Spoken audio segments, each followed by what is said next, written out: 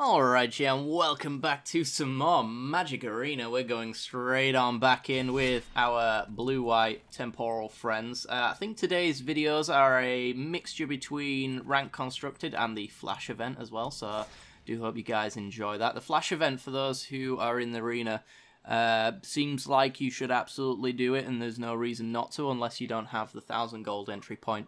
1,000 gold for a pack, essentially, is the going price on the Flash event, and you're guaranteed to get your money back, I believe, on this one. So yeah, really, if you are in arena, get yourselves into this Flash event. It seems like it's a fun time with no downside, to be honest. So yeah, all right, guys. Without further ado, let's get into the matches, shall we? I'll see you there. All right. We're in. We got 3 lands, settle on 4 potentially, and lots of Khans. Let's negate on 2 for whatever that's worth. Probably not much, but I'm gonna try it. We'll have to see. This entire hand kind of folds and relies heavily on the fact that our opponent might not play around settle. Search for a Scanter. Might not need to play around settle, so that's good. Search for a Scanter, though, is pretty bad for us. Since there's not a great deal we can do about it, and it's going to mean that he gets better draws than we do, unfortunately. So, land and pass.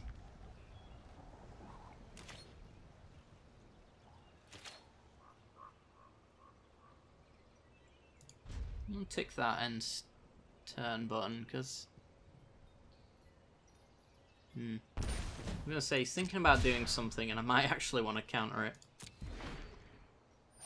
Can't do that if I hit that end turn button.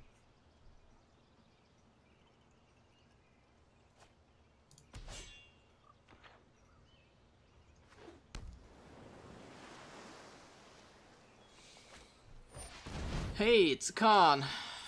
Haha, meet counterspell. Alright, I guess we're land and Khaning ourselves then. Drops his guard. We'll put ours up. And we're going first straight card advantage. Tick up. I'll make use of that later. Oof. He'll give us a settle, I would imagine. Yeah. Can tick down though for a guaranteed counter spell.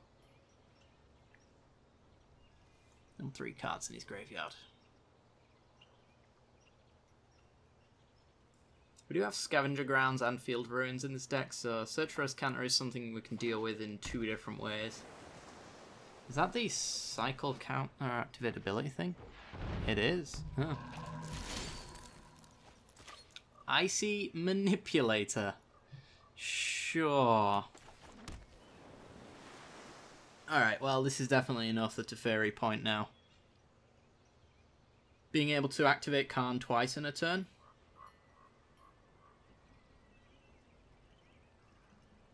Do need the mana for this Essence. Well, I don't probably need it for the Essence Scatter, if we're being completely honest. It's not like he's going to play any creatures. And we have settles if he does, which he then has to counter on. So, flicker a dual land. Icy Manipulate is just going to be completely dead for him. So we get to tick up. So he gives us a card, and then we get a choice of the previous 2 that he didn't give us. I'm probably taking the... I'm not sure what I'm taking. Maybe actually the Teferi. Although counterspell is also very nice. And he's had enough. Yeah, he dropped his guard, and we got way too ahead of him on card advantage. Just not much you can do about that at all at that point. Pretty sweet. Alright, let's go for another game.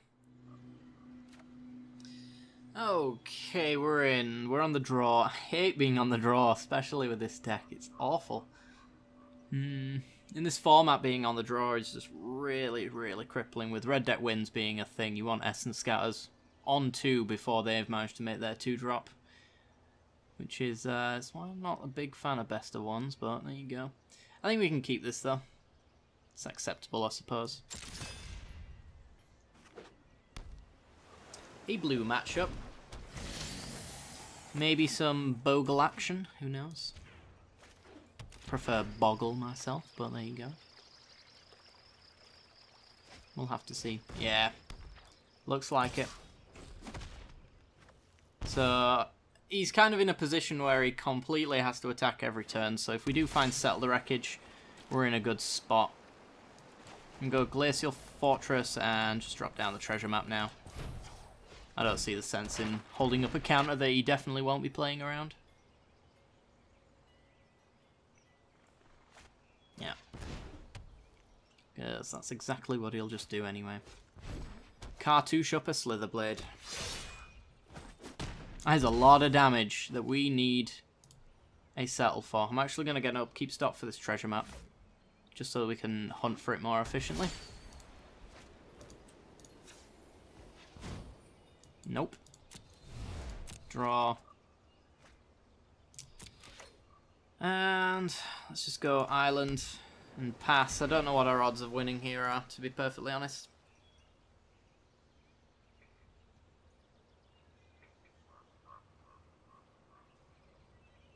Depends on how many more auras he sticks on these creatures.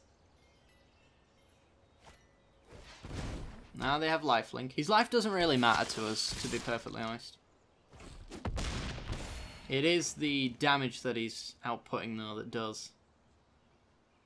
Because there's a lot of it. 5, 6, 7, so we're potentially just dead this turn. So a counterspell might keep us alive. A settle wouldn't keep us alive if I went for this tap. It would only on the top deck. I'm gonna go for the hunt on the settle though. Let me get the counter instead.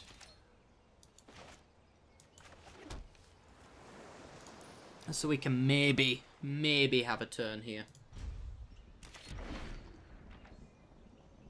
Depends on if he puts any more power on any of the creatures, we have to counter them. Yeah, so this cannot be allowed to happen. If he's got a Spell Pierce, he wins. If he's got more cartouches or auras, he wins. He's been drawing a lot of cards, so likelihood of one of those is probably pretty high. Ooh. Well, that resolves. Does he have another one? Yep, of course he does. And that's X-axis. Wow. Shouldn't this all be resolving at the same time? Whatever. Maybe it is in its own weird way, but whatever. Okay, we're in, and we have a turn 2 Essence Scatter, turn 3 Treasure Map, and we have two pretty dead cards at the moment. So really, this is a 5-card hand at this point in time, with a bit of upside later. That's a tough one to make the decision on. I think we throw that back, honestly. We don't even have the white mana. And just get a better 6, hopefully.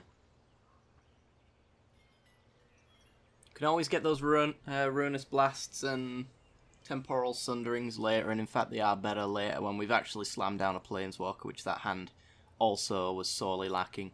2 lands with potential for turn 3 counters up the wazoo, and then a board wipe, yes. And I will take that as well. Early game stuff, eat your heart out. That gives us a turn 2 play, which is probably kind of very important here. Ooh. Vampires, maybe? Could also be Esper Control. Now we have our counters open, so I think we're in a good spot. Yeah, I think it's Vampires. They've just got off to a very slow start. So I'm probably going to counter whatever they play here, because although we can play Gideon's Reproach, we can't Gideon's Reproach and then counter later. He's got a Forerunner he's revealing. I think I just Supreme Willed this. So yeah, I can't actually Gideon's Reproach and still hold up an counter, which means I'm guaranteed to take this hit if I want to counter anything else, which I probably will want to.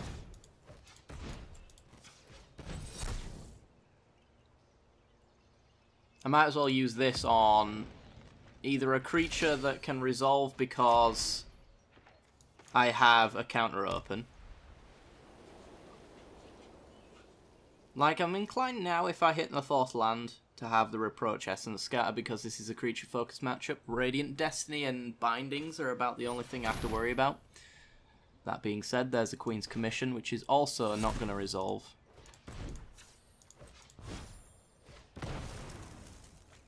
Can't be allowing that now, can we? Oh my god, please. Control deck stuck on lands is not a good place to be.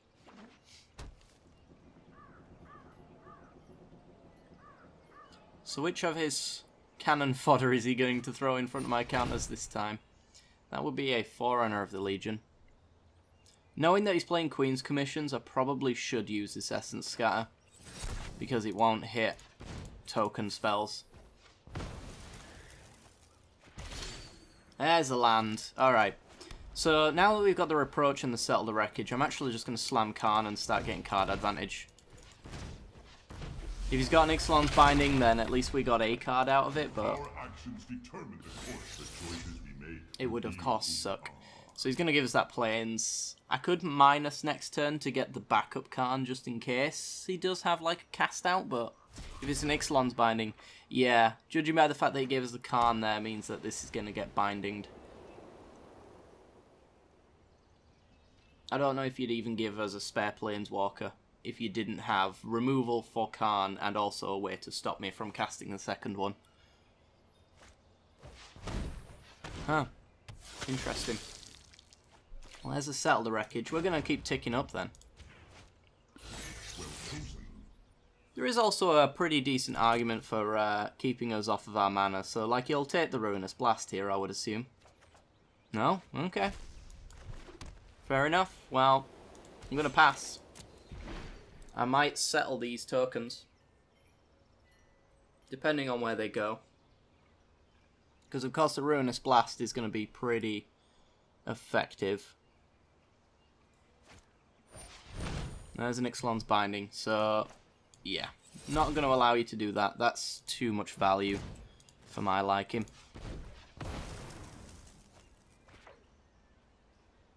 Gave us that backup Khan as well, probably on the chance that that Ixalan's Binding resolved. And Khan can take 3 for now. I don't think I want to Reproach 1 token when we've got 2 board wipes that can hit all 3 in one go. So I don't want to minus just yet. No. I could minus to get the Ruinous Blast to get rid of all 3. I don't know if there's any point in that, because I can... If I hit a land off of Khan, then I can search for his counter and Settle the Wreckage. I'll make use of that later. Okay, is he going to give me 3rd Khan? I think probably I would do that at this point, over the land drop. The land drop is actually what I want, so yeah. Having a backup spare Khan is pretty good. Having 3 Khans, that's just pushing it. Okay, so do I search for a Scanter here? The problem with that is that I'm going to have to use a Gideon's Reproach if he has a Lord effect. Well, not necessarily, because I could just play this spare Khan. Depending on what he does, of course. Play the spare Khan, get the Ruinous Blast, use the Ruinous Blast the following turn. I think we can do this. If there is a blowout card of some sort that is not Ixalan's Binding or something like that, then I can still use the Gideon's Reproach to make sure that Khan doesn't die, because I don't think he can kill Khan here. Radiant Destiny. Yeah, that's 4 points of damage through the Reproach. So let's just take that off the board, shall we?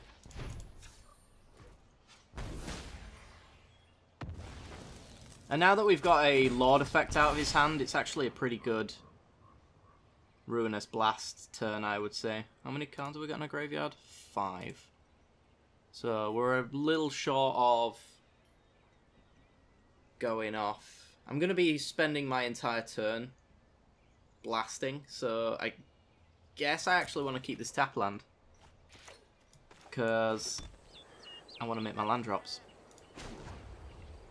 So, minus Karn, get the Ruinous Blast, and play the Ruinous Blast.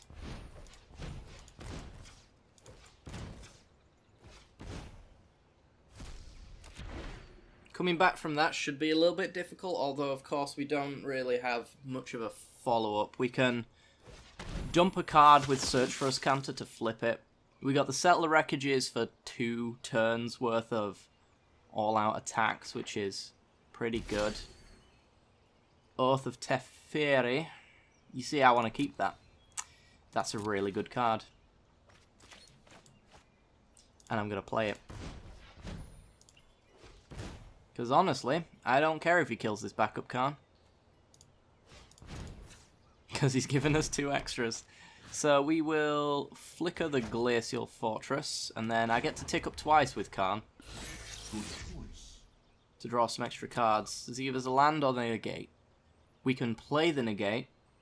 If he doesn't realise this land's coming back, then he might give us it. Nope. That's fair enough. And tick up again. Now then, that's a disgusting choice. And I think that choice right there is pretty much the win for us. Because we've got the backup Karn, so we can go get that Teferi even if our current Karn dies. Teferi gets to tick up twice, which means we can play him and hold up and settle the wreckage. So if he can't kill this Planeswalker this turn, then it just means for us that we get far too many triggers for our opponent to keep up with. I will... 3, 4, 5. I could play that actually. With Settle Open. It helps our Karn -2 a little bit better as well. But I could also flip my Search for a Scanter. I think I'm going to keep it, honestly. I think it's just the right amount of mana efficiency for my liking. Alright, white, blue, 1, 2, 3, 4. Right on schedule. Tick up Karn.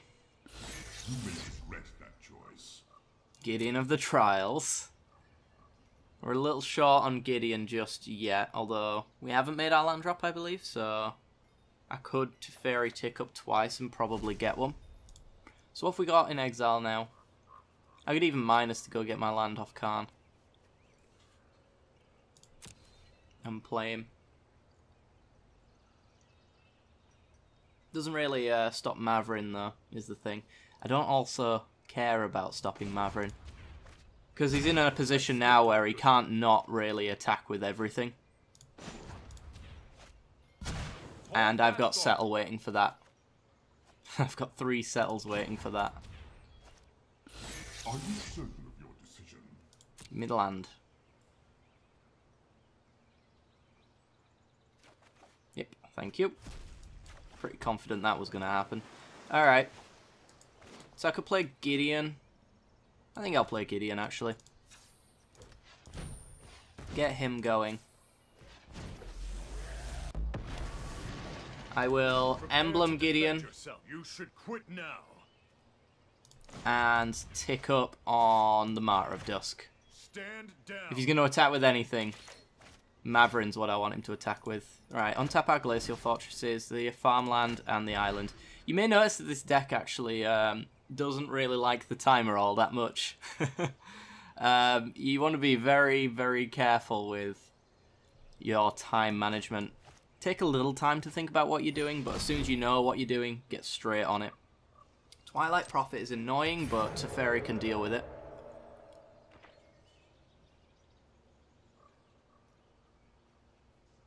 So, do we see an all-out attack minus Martyr of Dusk here, maybe? I could also tick up Gideon and the life loss, I do believe. Oh, it's all prevent all damage. Life loss is different. Alright, well, settle anyway. This is actually about as good as it could possibly get for us. We settled his board, and we took away the Twilight Prophet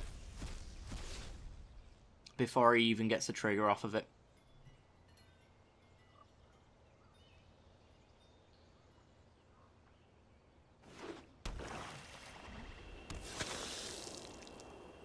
Okay, we're just about ready to... I will graveyard that one. We're just about ready to actually start going off with our win conditions. So I can minus Khan twice, and then I can play another Khan. We'd also Temporal Mastering. Oh my god. Oh my god, this is disgusting. Actually, what we're going to do is we're going to tick up. We need to move quickly. We're going to tick up. We're going to Temporal Sundering, so next turn we can Teferi Ultimate. We're going to take an extra turn, we're going to bounce the Twilight Prophet. 3, 4, 5, 6. We are going to minus Khan twice and just slam down another Khan.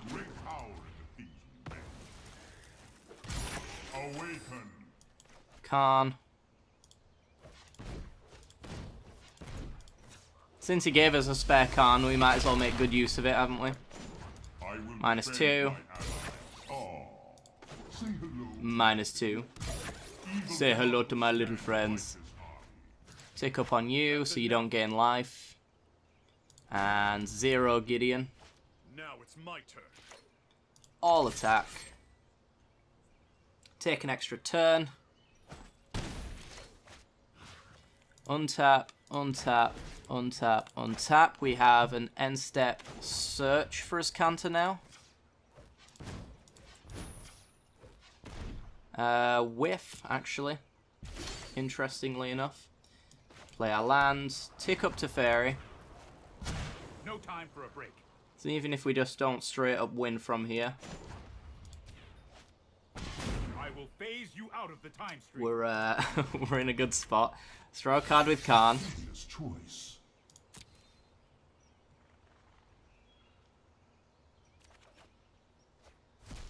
I can actually Teferi bounce that minus Khan. Yeah, let's do that. Blue, white, 1, 2, 3. Keep this Teferi. You'll thank me later. Bounce your dude. You need to slow down. Tick up with Teferi, exile a land. I'm not done yet. Play around Gideon's Reproach. Get rid of your Forsaken Sanctuary. And a minus Khan. Yeah, might as well. Turn them into 5s. Play another Khan. This is what happens when you take extra turns with Super Friends in play. Khan, minus. I believe that is lethal. But we'll get in with Gideon as well. Just because we can. And me. Boom.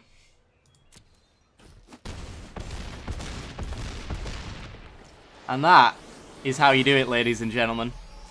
Alright, well, that's going to do it for today's episode. I did actually just join into one of the new Flash events, actually, so that's very nice to see that I have managed to get a win on that one. So, yeah, this new Flash event, essentially you put in the gold's worth of a pack, and you're guaranteed a pack back, but maybe if you win more, you get extras. So, on top of your dailies, you get some extra stuff. This is actually, I just want to comment, this is a very nice thing to see. from Arena as far as the economy is concerned, things like this. So yeah, now that I've won, I actually get my booster, but if I win again, I get a booster plus some gold. So that's pretty good. Before I go, I just want to ask you guys a question. As far as content on this channel is concerned, so I do have a lot of cards now, which means I can make absurdly mythic heavy decks like this, which I am very much enjoying, and I hope you guys are enjoying as well. But I'd like to do some budget decks as well. Budget in general is usually based on price, but with Arena, that's less so. It's actually based on the card type. So what, in your eyes, in terms of a ballpark figure, would be a budget deck for you guys? So what I want to hear is essentially, I think a budget deck is no more than 4 mythics and 6 rares in a deck, minus the pre-con rares and mythics that they give you, that kind of thing. I'm interested to see what you guys think of that.